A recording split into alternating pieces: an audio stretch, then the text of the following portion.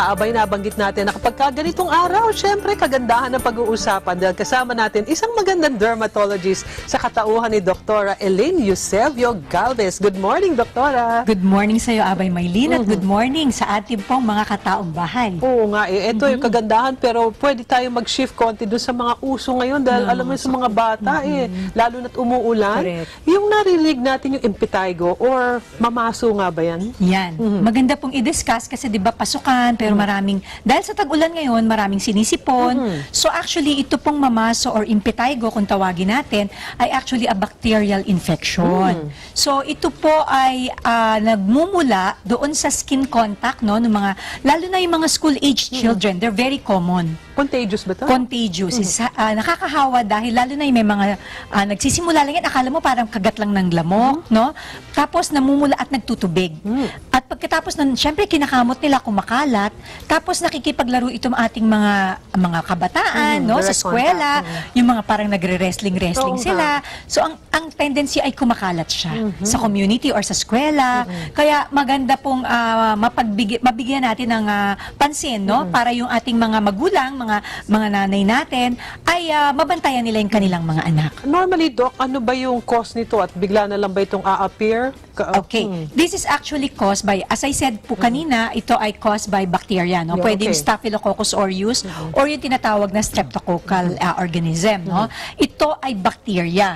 Ito ay iba doon sa fungus, sa mga viruses, no? So ito ay nagsisimula na para siyang namumula, na makate, tapos kinakamot nga, sabi ko kanina, at ang very, very common na makikita nila rito, nagtutubig siya Parang napakabilis na mag-burst or maputok yung kanyang pagtutubig at magkakaroon nito ng para siyang honey-colored crust. Ouch. Yun. So normally yung mga bata na sinisipon, so dito po sa around ng kanilang nostril, no? Syempre sipon ng sipon, pahid ng pahid. Oo nga naman. Excuse me po, baka may mga nag-aalmusal. So ang nangyayari po talagang ito ay nagkakaroon ng mga pagkalat at saka nagiging contagious siya sa mga kalaro at sa mga, kasi normally sa mga bata ito common. Pero hindi natin siya maiiwasan din sa mga adults, lalo na yung mga inmates natin sa loob ng kulungan. Sa bilibid, very common din itong impetigo or mamaso. Siguro dahil sa, yun nga, magkakalapit poor hygiene. So yun ang isang importante, lalo na yung hygiene, napaka-importante niyan. Naku, so yung mga nanay na may nakitang mga sintomas, gaya nung nabanggit ni Doktora, check yan, ang pinanggalingan niya, sabi mo ay poor hygiene. Poor hygiene. Ano pa yung pwedeng panggalingan maliban doon sa direct contact? Of course, no? Yung direct contact na yan, talagang ang isang cause niyan, yung mga sinisipon-sipon sa pagmababa rin ng immune system, pinanggagalingan nun. Kaya ganitong tag-ulan, ingatan natin yung ating mga anak, no? Maging matatag ang immune system. Kasi sa bata talagang mababa yung immune system, kaya very common yan sa, let's say, ages 5 to 7 years old.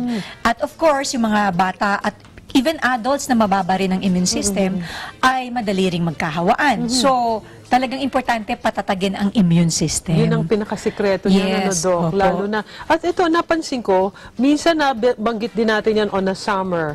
Minsan naman tag-ulan. Yes, So, it yes. doesn't matter kung anong...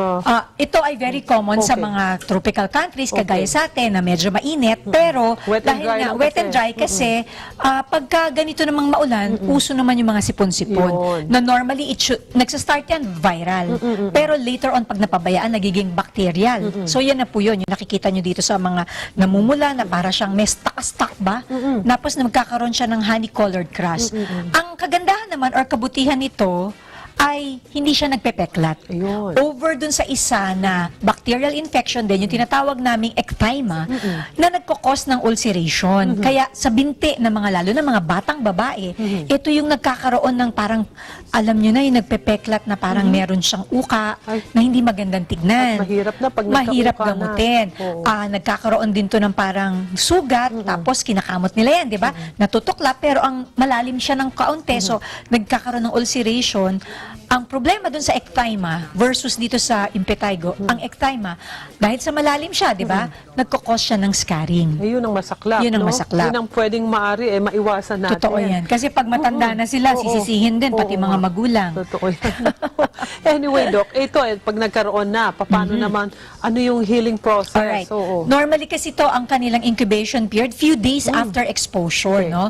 Ngayon, kung kayo po ay magpunta kagad kayo sa mga health center, no? Kung hindi kayang pumunta sa mga dermatologist. Pero as I said, ang Philippine Dermatologic Society ay nakatalatag sa buong Pilipinas sa mga pati mga public hospital. So, pwede kayo magpakonsulta ng libre, binibigyan ng topical antibiotic, usually in the form of mupirocin.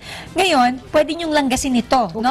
Para matanggal yung crust at maiwasan yung pagkalat. Para mabilis matuyo, ang lagi kong tinuturo ay napakasimple, Abay Maylin, no?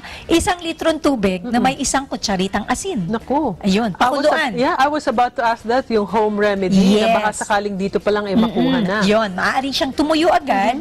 Lalanggasin mo yan mga 3 times a day. Okay. Kung meron po kayong mga pamahid na mga antibiotic, sa bahay, usually nagtatago ang mga nanay niyan ng mga topical antibiotic, pwede nyo siyang lagyan. Pero kung hindi po kayo sigurado, mas makabubuting magkonsulta sa inyong mga doktor, kahit sa health center, para mabigyan agad. Kasi pag kumalat na ito, at hindi na kinaya ng mga topical o pamahid, binibigyan na ng oral antibiotic. Ay, nako, hanggat maaari, maiwasan Yes. natin yon. Pero maganda rin syempre yung hygiene na malinis muna Yes. para wag nang dumami. Correct. And eventually, makaya nga ng mga home remedies Yes, na tama ka binabanggit dyan. mo. Ang importante talaga, hygiene. Turuan natin yung mga anak natin na maghugas lagi ng kamay using, kung talagang galing sila sa eskwela, madumi, maraming hinawakan, pwede silang gumamit ng mga antibacterial soap, no?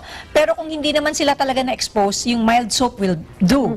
Pero lagi natin talagang turuan silang maghugas ng kamay. At iwasan ang pagkamot. Naku. Kahit na kinagat na ng lamok or dapat meron po silang mga first aid para sa mga kagat-kagat. Kasi minsan yun ang pinagmumulan na pwede ring mag-develop into bacterial. Kung nabuksan na siya sa kakakamot, nagkaroon ng erosion, pumasok si bacteria, mas malaking problema. Ano ba yung mga first aid na pwede, lalo Yeah. yung mga kagat-kagat na Meron po tayong mga calamine lotion Okay. para lang maampat Wag- yung wag, kate. kamutin, Oo, okay. yan. Yung calamine lotion ay hindi naman yan mahal. So, pwede kayong bumili sa butika, magpalamig kayo ng calamine lotion kasi meron siyang soothing effect. Yun. Pero kapag talagang nangangati ang bata, binibigyan namin ng mga antihistamine. Tsaka binibigyan din ng mga pamahid ng mga topical na anti-inflammatory, mga mild steroids para hindi na kumalat. At kapag talagang ito ay diagnosed na bilang impetigo or yung isa, yung malalim, yung ecthyma, nilalagyan talaga ito ng topical antibiotics at kung kinakailangan po, ay oral antibiotics. Doc, curious lang ako, isa mo magpalamig yun, nilalagay sa refrigerator. Yes, pwede siya. Okay. Kasi may soothing effect siya. Oo nga, parang mas masarap na parang nakakamot ng Yes. hindi mo napapansin nawawala na yung siya. kate. Totoo yan. Ayun. Naku, thank you very much. At baka meron ka pang karagdagan tips para sa ating mga kataong bahay. Ang lagi kong tips, alagaan natin ang mga balat, lalo na yung mga kabataan kasi kayang-kaya pa nating alagaan. Marami kasi nagiging pasyente sa klinika, sinisisi yung mga magulang. Ba't daw nagkaroon sila ng kung ano-anong peklat sa binti?